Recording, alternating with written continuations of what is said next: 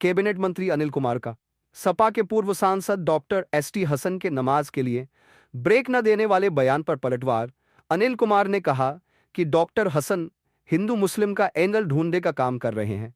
Total vote bank Sapa का उनसे खिसक चुका है। सरकार ने नमाज के लिए ईद पर बेहतर से बेहतर व्यवस्था कराई है। सपा नेता नमाज के लिए मुस्लिमों को ब्रेक न देने का आरोप गलत लगा रहे हैं। अंतर्राष्ट्रीय योग दिवस पर सार्वजनिक पार्क में योगा करने पर सपा नेता का सवाल उठाना गलत है। योगा और नमाज में समय का बहुत बड़ा फर्क है। योग की प्रक्रिया सुबह 6 बजे से 8 बजे तक समाप्त हो जाती है। अनिल कुमार अंतर्राष्ट्रीय योग दिवस के कार्यक्रम में शिरकत करने पहुंचे थे। मुरादाबाद अंतर्राष्ट्रीय योग दिवस के रूप में हम सब लोग जो है मना रहे हैं और पूरे विश्व के अंदर इसकी व्याप्तता है और सभी लोग, मुझे लगता है सभी लोग धर्म जात मजहब से ऊपर उठकर इस योग के कार्यक्रम में लोगों ने शिरकत किया है। और मैं धन्यवाद करूँगा आदरणीय प्रधानमंत्री जी का, जिनके कारण इस योग की शुरुआत हुई 2015 में और आज पूरी दुनिया ये मान गई है कि इंसान को, व्यक्ति को स्वस्थ रहने के लिए, तनाव मुक्त रहने के लिए योग करना बहुत ज़रूरी है।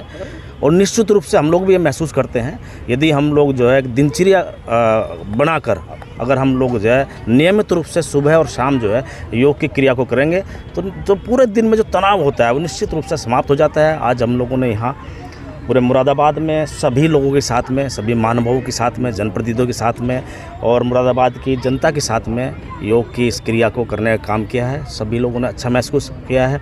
मैं बधाई प्रधानमंत्री जी को पुनः दूंगा, बधाई दूंगा आदरणीय योगी आदित्यनाथ जी को, महाराज जी को, जो मुख्यमंत्री हैं हमारे प्रदेश के, कि उन्होंने इसे जो योग है, इस योग को अगर ख्याति और प्रसिद्धि अगर देने का काम किया है तो एनडीए की सरकार ने दिया है। इससे पहले पूर्व में भी पहले भी सरकार रही है, लेकिन किसी सरकार ने कभी व्यक्तिगत जीवन के विषय में कभी किसी ने नहीं सोचा। अगर सोचना के काम किया है देश के बारे में या व्यक्तिगत जीवन के बारे में तो आदरणीय प्रधानमंत्री जी ने, मुख्यमंत्री जी ने, मैं उनका आभार व्यक्त करता हूँ। समाजवादी पार्टी ने एक बहुत बड़ा सवाल खड़ा किया है, पार्क में योग हो रहा है, अगर सड़क पर नमाज होती है तो उस पर बैन लगा है। और जो यहाँ से स्टेशन है उन्होंने कहा कि हमें तो ब्रेक नहीं दिया जाता, लेकिन सरकारी कार्यालयों में ब्रेक। देखो, मुझे लगता है जो स्टेशन साहब ने बयान दिया है, देखो एक तो समय का बड़ा फ़र्क है। योग की जो क्रिया है वो सुबह 6 बजे से लेकर 8 बजे तक संपन्न हो रही है, ना कोई ऑफिस टाइम है और उस समय सुबह सुबह सभी लोग योग क्रिया करते हैं। और नमाज की बात अगर हम करें तो जब ये नमाज के विषय में जो सवाल खड़ा कर रहे हैं वो भी मेरे हिसाब से गलत है। नमाज का जब समय में, जब ईद का समय था या नमाज का समय था, नियमित रूप से और जो है व्यवस्थित रूप से प्रशासन ने और सरकार ने सभी की धार्मिक भावनाओं का पूरा ध्यान रखने का काम किया है और नमाज के समय में नमाज भी अदा कराई है सरकार ने। और आज योग के समय में योग भी का भी क्रिया जो है सरकार ने व्यवस्थित रूप से कराने का काम किया। इस पे सवाल उठाना मेरे हिसाब से सिर्फ और सिर्फ हिंदू मुस्लिम का एंगल ढूंढने की कोशिश एसटी हसन साहब कर रहे हैं, क्योंकि मुझे लगता है कि टोटल वोट बैंक उनसे खिसक चुका है।